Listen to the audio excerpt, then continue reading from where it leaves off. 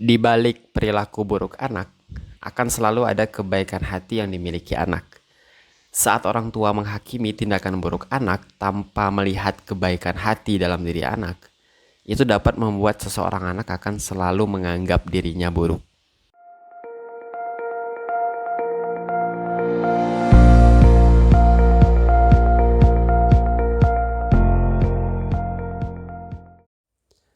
Oke, balik lagi di ngomongin buku. Kali ini kita akan bahas satu buku yang ditulis oleh Becky Kennedy. Judulnya Good Insight. Becky Kennedy ini ialah seorang psikolog klinis. Ia punya perhatian yang cukup besar terkait hubungan antara orang tua dan anak, serta hal-hal yang berkaitan dengan parenting. Majalah Time menobatkan Becky Kennedy ini sebagai The Millennial Parenting Whisperer. Itu semacam influencer parenting di kalangan milenial. Nah, untuk ngomongin buku Good Insight ini, kita akan mulai dari bab 1. Judulnya Berhati Baik.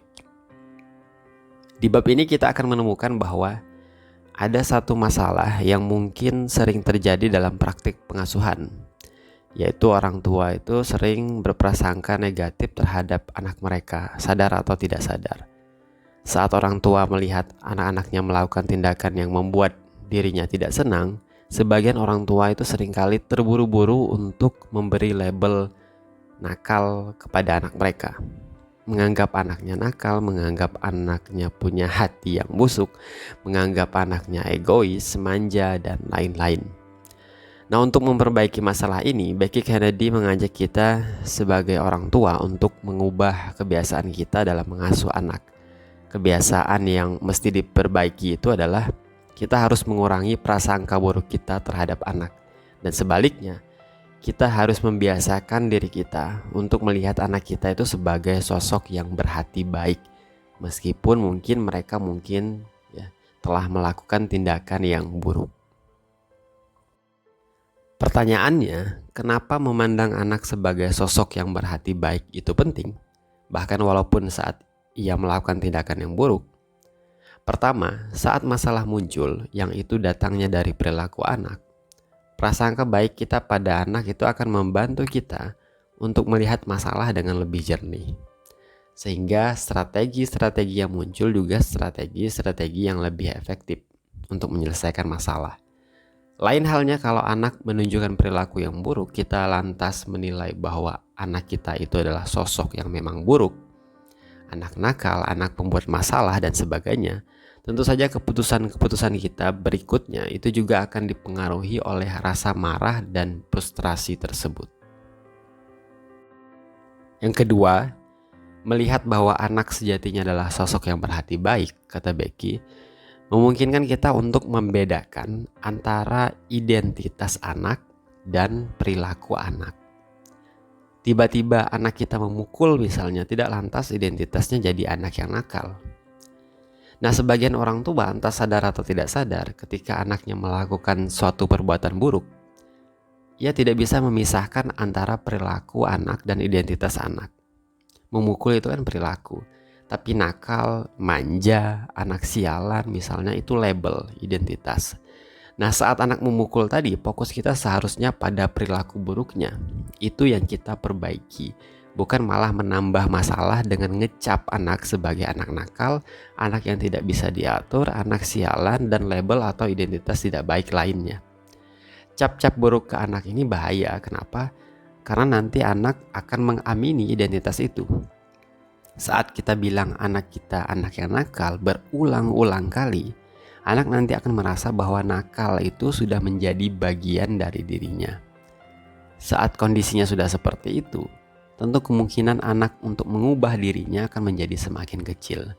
Nah, metode pertama yang diajarkan Becky, yaitu selalu berasumsi bahwa anak adalah sosok yang berhati baik, akan menghindarkan kita dari memberikan label atau cap yang buruk ke anak. Misal, saat anak mukul, alih-alih kita bilang dia anak yang nakal, kita malah berusaha mencari tahu kenapa sih anak kita tiba-tiba mukul. Apakah ada sesuatu yang mengganggu dirinya? Apakah karena ada perasaan yang tidak bisa ia kendalikan, dan lain-lain. Jadi ini manfaat prasangka baik ke anak.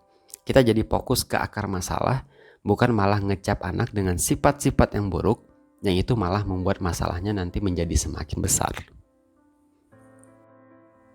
Ketiga, menanamkan dalam diri kita bahwa anak adalah sosok yang sebenarnya berhati baik, itu dapat menumbuhkan rasa percaya, baik itu pada diri kita maupun pada diri anak, bahwa mereka itu bisa memperbaiki perilaku buruk mereka. Nah, kenapa bisa seperti ini? Ya karena kita tadi tidak mengaitkan perilaku mereka dengan pribadi mereka. Nah, karena yang bermasalah adalah perilaku, maka hal itu bisa diubah dan diperbaiki. Tapi kalau kita menganggap yang bermasalah adalah pribadi, dan anak juga menganggapnya demikian, maka kita dan anak akan sama-sama pesimis bahwa masalah tersebut bisa diperbaiki karena pribadi identitas itu adalah sesuatu yang sulit diubah, diperbaiki. Nah, rasa percaya ini tentu saja penting, sebab orang tua yang tidak percaya anaknya bisa baik tentu akan membuat anaknya juga sulit untuk menjadi baik. Tapi kalau orang tuanya percaya bahwa anaknya bisa melakukan sesuatu dengan cara yang lebih baik, akan timbul pula rasa percaya diri pada anak bahwa mereka bisa memperbaiki kesalahan dan kekurangan mereka. Jadi, rasa percaya orang tua bahwa anaknya bisa jadi baik itu bisa ditransfer ke anak. Dan rasa percaya ini dimulai dari itu tadi ya, keyakinan kita bahwa anak kita itu adalah sosok yang sejatinya baik. Keempat, menanamkan dalam diri kita bahwa anak adalah sosok yang sebenarnya berhati baik, juga dapat melatih mereka untuk mengatur emosi mereka. Dan anak kalau mereka terlatih dalam mengatur emosi mereka itu dapat menghindarkan mereka dari berbagai masalah, serta memberikan banyak kebaikan untuk kehidupan mereka. Pertanyaannya, kok bisa ya keyakinan bahwa anak berhati baik itu membuat anak terlatih untuk mengatur emosi mereka? Jawabannya ya karena pada saat kita mengedepankan prasangka baik ke anak, kita akan menyelesaikan masalah itu dengan menelusuri apa yang sedang terjadi di dalam diri anak. Aspek internalnya, aspek psikologisnya, perasaan mereka, kekhawatiran mereka, dorongan dan sensasi yang ada di dalam tubuh mereka, dan aspek-aspek internal lainnya.